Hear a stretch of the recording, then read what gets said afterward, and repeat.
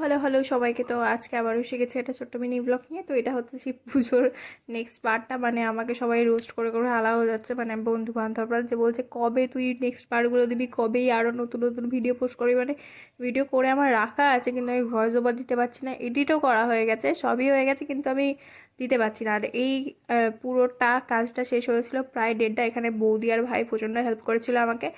আর এটার ফুল লুকটা কেমন এসে অবশ্যই কমেন্ট করে জানিও। আর নেক্সট পার্টগুলো আমি কিন্তু এবারে দুটো দুটো করে ভিডিও পোস্ট করব।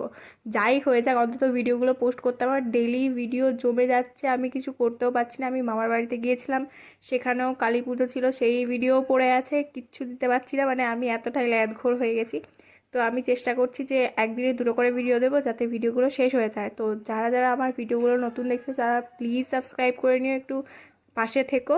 তো আজকের মতো এইটুকুই, আর এর নেক্সট পার্টগুলো আসতে চলেছে আজকেই। তো দেখা হচ্ছে নেক্সট মিনি ব্লগে।